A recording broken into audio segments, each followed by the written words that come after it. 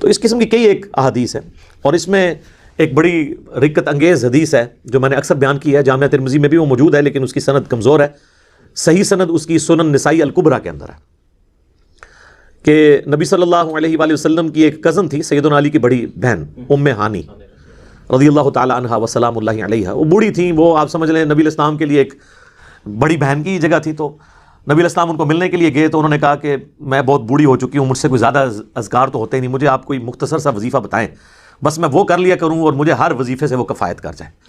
تو آپ نے یہی 4 کلمات سکھائے، اور اس میں جو فضیلت ہے نا، میرے علم کی حد تک ذخیرہ احادیث میں کسی بھی عمل کی اتنی فضیلت رپورٹ نہیں ہوئی۔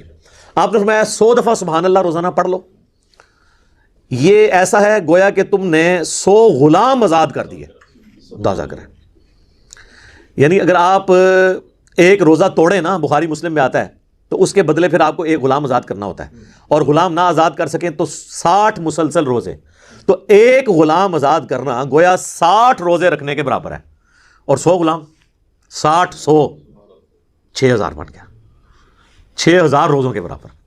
اور پھر فرمایا کہ 100 دفعہ پڑھ لو الحمدللہ، گویا تم نے 100 گھوڑے اللہ کی راہ میں جہاد کے لیے بھیج دیے۔ 100 دفعہ پڑھ لو اللہ اکبر، تو گویا تم نے 100 اونٹ اللہ کی راہ میں نحر کر دیے۔ 100 اونٹ، ایک اونٹ کی قیمت کتنی ہے؟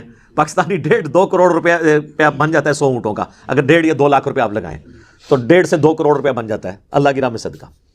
اور آپ نے فرمایا کہ 100 دفعہ لا الہ الا اللہ پڑھو، تو سر لا الہ الا اللہ کا تو مقابلہ کوئی نہیں کر سکتا۔ فرمایا زمین و آسمان میں جتنی جگہ ہے نا، یہ سب کی سب بھر دے گا ثواب سے 100 دفعہ لا الہ الا اللہ پڑھنا۔ تو یہ چاروں کلمات اکٹھے صلاۃ و تسبیح کے اندر موجود ہیں، اس سے بڑی صلاۃ و تسبیح کی کیا فضیلت ہو سکتی ہے؟ الحمدللہ۔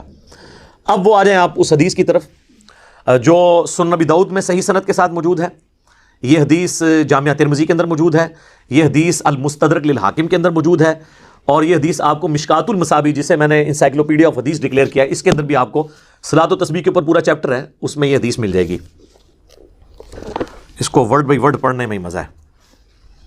اچھا، یہ حدیث سنن ابن ماجہ میں بھی ہے، اور اس حدیث کو میں نے پہلے بتایا کہ امام مسلم نے بھی صحیح کہا، ان کے شاگرد نے ان سے نقل کیا ہے، امام ابو داؤد نے صحیح کہا، امام حاکم نے صحیح کہا، امام ذہبی نے ان کی موافقت کی ہے، شیخ البانی نے، شیخ احمد شاکر نے، اور شیخ زبیر لزئی رحمہم اللہ اجمعین، سب نے اس حدیث کو صحیح کہا ہے۔ یہ ورڈ بائی ورڈ ابن عباس رضی اللہ تعالیٰ عنہما سے روایت ہے کہ نبی صلی اللہ علیہ وآلہ وسلم نے اپنے چچا عباس بن عبد المطلب سے فرمایا، اے چچا جان، کیا میں آپ کو کچھ عطا نہ کروں؟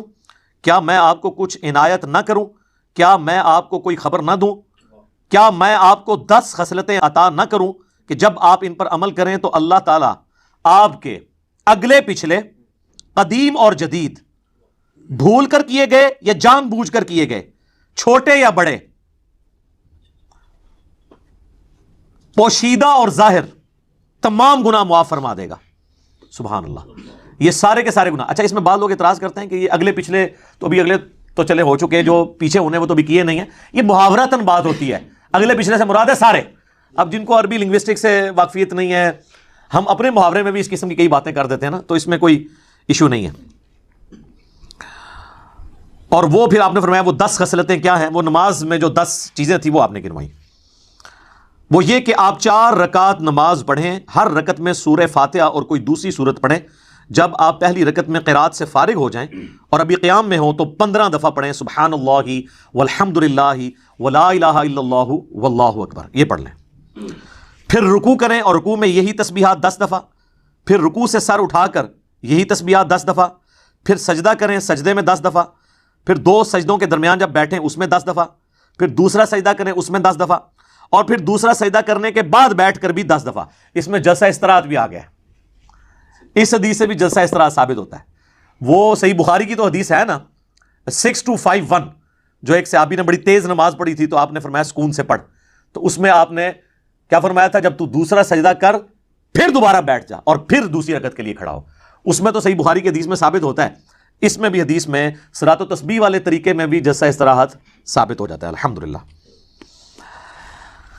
اور اسی طرح ہر رکعت میں 75 مرتبہ آپ یہ عمل 4 رکعتوں میں دہرائیں۔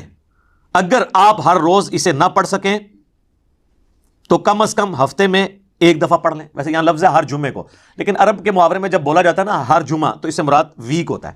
جس طرح ہم ہفتے کے لیے سیچرڈے کا لفظ بھی استعمال کرتے ہیں اور ویک کے لیے بھی ہم اس کو ہفتہ ہی کہتے ہیں. اگر ہر ہفتے نہ پڑھ سکو تو پھر آپ مہینے میں ایک دفعہ پڑھ لیں. اگر ہر مہینے نہ پڑھ سکیں تو سال میں ایک دفعہ، سال میں بھی نہ پڑھ سکیں تو زندگی میں کم از کم ایک بار اس نماز کو ضرور پڑھ لینا. کتنی بڑی یعنی نبی الاسلام نے کس حد تک اس کی ترغیب دلائی ہے. اچھا اب اس کو ذرا سمجھ لیں. یہ جو نماز میں اوریجنل جو نماز ہے وہ اپنی جگہ رہے گی، بیچ میں تسبیحات ایڈ ہوں گی ہر رکعت میں 75 دفعہ. اور اس کا طریقہ آپ علیہ السلام نے کیا فرمایا کہ نماز جب شروع کی پہلی رکعت ثنا پڑھی، سورۃ الفاتحہ پڑھی، اس کے بعد سورت کے بعد 15 دفعہ پڑھنا ہے. بس یہ ایک جگہ ہے جہاں پر آپ نے 15 دفعہ یہ تسبیحات پڑھنی ہے، سبحان اللہ والحمد للہ ولا الہ الا اللہ واللہ اکبر. باقی جتنے سٹیپ آئیں گے نا پوری رکعت کے اندر وہاں 10 دفعہ ہے، تو ظاہر ہے کہ 6 مزید سٹیپ آئیں گے.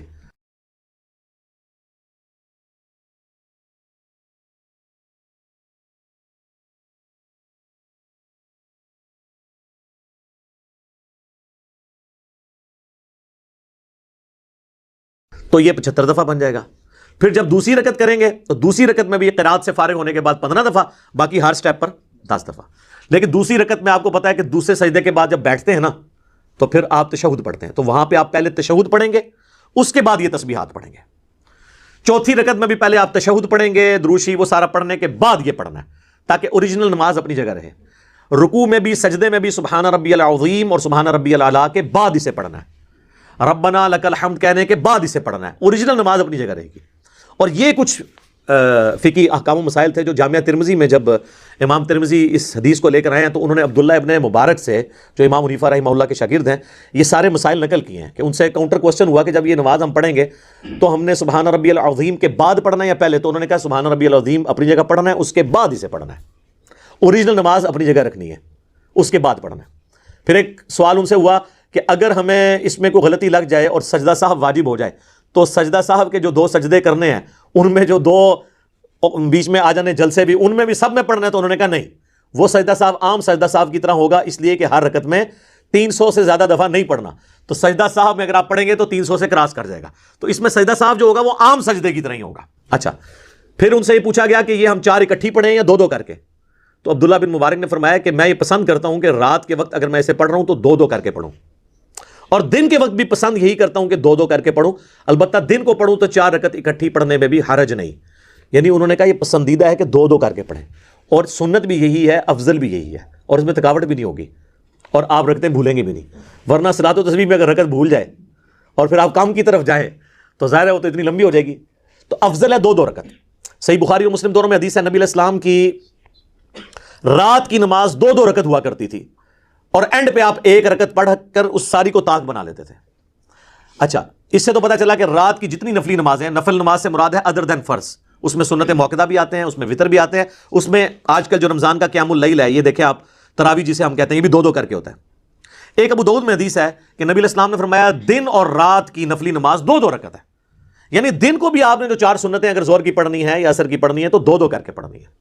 البتہ دن میں جواز موجود ہے کیونکہ المصنف ابن ابی شیبہ میں اور المصنف عبد الرزاق میں صحیح سند سے ہے کہ عبداللہ ابن عمر رضی اللہ تعالیٰ عنہما صحابی ہیں جو ان احادیث کے راوی بھی ہیں، وہ جو دن کی سنتیں تھیں نا وہ اکٹھی بھی 4 رکعت پڑھ لیا کرتے تھے.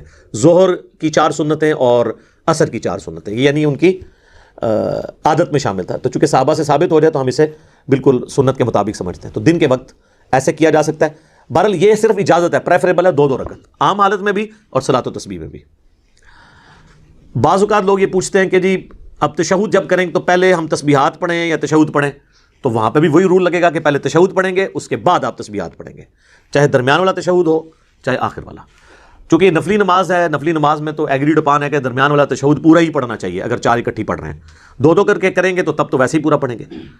بہرحال اس میں بھی جواز موجود ہے کہ آپ عبدہ و رسولہ کے بعد کھڑے ہو سکتے ہیں یا کم از کم درود شریف اتنا پڑھ لیں اللہم صلی علی محمد وعلی آل محمد، تو یہ بھی درست ہے درمیان والے تشہد کے اندر. تو بہتر یہ ہے کہ اسے آپ 2 رکعتیں کر کے پڑھیں.